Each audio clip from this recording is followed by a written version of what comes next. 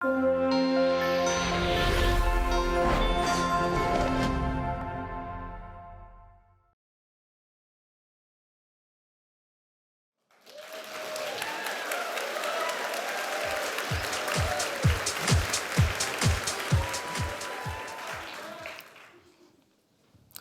was a dreary, overcast evening. My team and I were 2 hours in with talking to Mike, who was staying on his front porch with a gun to his head. We would spend another 2 hours trying to convince Mike today was not a good day to die. Unfortunately, there were too many barricades, barriers, and biases that night, and Mike took his own life. Barricades, barriers, and biases. The 3 Bs, which make my job extremely difficult, especially when you don't recognize and respect them. For the last 20 years, I've been a police hostage negotiator and trainer. The funny thing is, according to the FBI, less than 3% of the incidents we deal with are actually hostage situations. We tend to deal more with the Mikes of the world. So much so that in the 1990s, we actually changed our name to crisis negotiators. But let's be honest, hostage negotiator sounds sexier. In policing, we don't always get that closure on calls. I may never know if that child who was abused ever found a good home, or if that teen who overdosed ever found treatment. I just don't get that closure. But as a hostage negotiator, I get that immediate satisfaction. I know I made a difference. I know I saved a life. And yes, there are those incidents like Mike's, but according to the Harvard Law School's program on negotiation, hostage negotiators are 94% successful. These steps work, and they can work for you. Our first B, barricades. People barricade in all sorts of structures, homes, apartment, cars, you name it, they'll barricade in it, which is really no different than everyday communication. People use distance and structures to keep us away. Maybe they're uncomfortable with the conversation, or they just don't want to let us in. We have to do a better job of recognizing those barricades and work towards removing them. Our next B, barriers. What I have found throughout my career is it's those non-physical barriers that are actually more difficult to overcome. And the first one is self-created. It's our own emotions. The only thing we can control is ourselves. So if someone's screaming and yelling at you, you can't scream and yell back at them. If you can control the conversation, you can control your emotions. The emotional teeter-totter. When our emotions are high, our logical reasoning goes down in the dumps. Our emotions have been hijacked. So no matter how many times I tell the man who's holding his wife with a gun to her head to drop the gun, he just won't do it. His emotions have been hijacked. Even the 20 armed SWAT guys outside won't change that. But what can change that is our next barrier, time. But how can time be a barrier? Because we're always in a hurry. We never slow down. We have a saying in the crisis negotiation community, time heals crisis. What do I mean by that? Well, not too long ago, my wife and I bought a brand new soccer mom minivan with all the bells and whistles. Whatever bells and whistles come on a minivan. We decided we were going to go for a walk and then just parked our car when all of a sudden I heard a thunk. That's not a good sound to hear. What happened?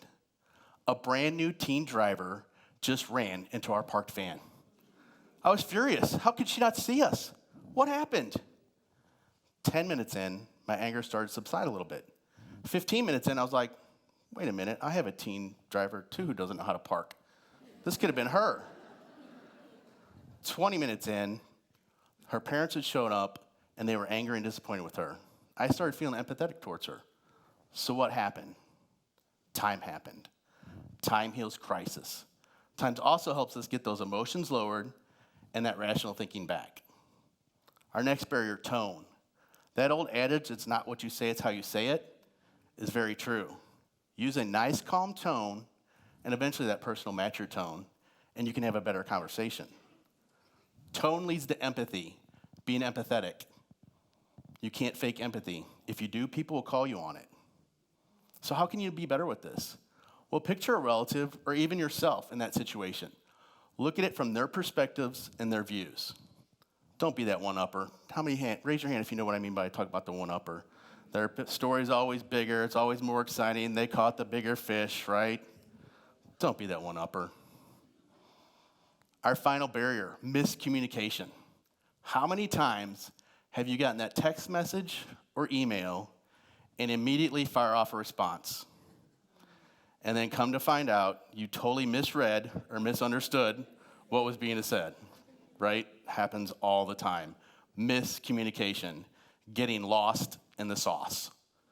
So what can we do to be better at reducing some of these non-physical barriers? Slow down, read between the lines, and listen. When I interview for new negotiators, I always ask them, why do you want to be a negotiator? What attributes do you possess that would make you a good negotiator? 99% of the time I get, I'm a good talker. My response is, I don't need good talkers. I need good listeners. When I train my new negotiators, I have a rule for them. It's called the 80-20 rule. 80% of the time you should be listening, 20% of the time you should be talking. Why is that? Because people speak to be heard. They speak to rationalize their behaviors. Unfortunately, we're either speaking or we're preparing to speak. We don't do a good job of listening. So in the future, use that 80-20 rule and be better listeners. Another one of my jobs is to build rapport. But what's rapport? Finding that common ground, being on that same wavelength, just kind of being in sync. Well, how do you know if you have good rapport? Well, if you take away all the clutter and chaos, picture this. Two guys sitting at a bar, having a beer, having a conversation. That's rapport. Our final B, bias. We all have them. Sometimes we're afraid to talk about them. Where we grew up, where we went to school, who we hang out with. Those affect our biases. The biggest bias I have to overcome is not everyone has been treated fairly by the police. And I have to convince them I'm here to help, which can be very challenging. So how do I know all this works?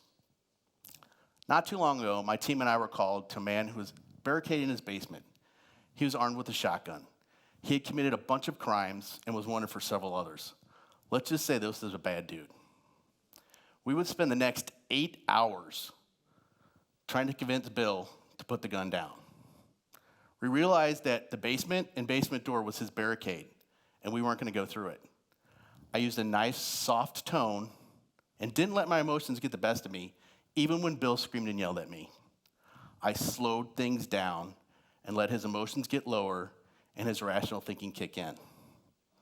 I made sure there was no miscommunication, and I addressed his fears and bias towards the police. And at the end of the day, I used that 80-20 rule, and I just listened. Finally, when Bill decided to come out, he said, "Pat, I want to thank you. Not for getting me out, but for just listening." I know what you're thinking. You're not a hostage negotiator. You're never going to talk someone off that ledge. And yes, the incidents I deal with are high stakes. People's lives are on the line. But everyone deals with crisis in their lives. Maybe you work in customer service and you deal with those irate customers all day long. Or maybe you just bought that new car and someone just ran into it and you're about to lose your cool. These steps will help you be better communicators and control your emotions, because we all have to do a better job of recognizing, respecting, and removing those barricades, barriers, and biases to communication, because everyone has a story to tell. The question is, are you going to listen?